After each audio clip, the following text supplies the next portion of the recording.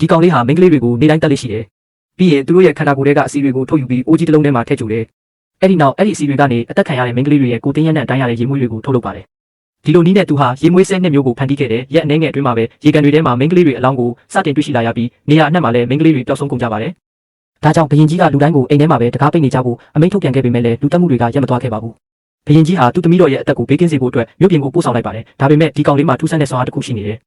သူဟာလူတစ်ယောက်ရဲ့ရနံ့ကိုအဝေးကြီးကနေတောင်ခွဲခြားသိရှိနိုင်စွမ်းရှိပါတယ်သူဟာမင်းသမီးရဲ့ရနံ့ကိုရသွားပြီးနောက်နန်းတော်စီကိုပြေးသွားခဲ့တယ်ဘရင်ကြီးပြန်ရောက်လာတဲ့အချိန်မှာတော့သမီးတော်ဟာတေဆုံးနေပါပြီ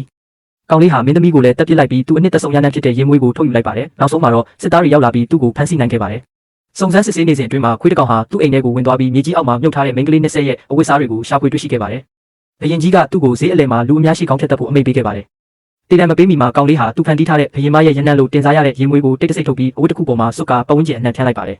အဲ့ဒီရနံ့ကိုရှူမိတဲ့သူတိုင်းယူသွတ်ကုန်ကြပြီးသူ့ခြေရင်းမှာဝက်ဆာသွားကြကုန်ကြပါတယ်လူတွေဟာတယောက်နဲ့တယောက်ချစ်ချင်းမြတ်တာတွေဖော်ပြလာကြပါတယ်ကောင်လေးဟာဘရင်မကိုအလွန်မင်းချစ်မြတ်လို့တာကြောင့်ညဘက်မှာတော့အဲ့ဒီရေမွေးတွေအားလုံးကိုသူ့ကိုယ်ပေါ်မှာပဲလောင်းချလိုက်ပါတော့တယ်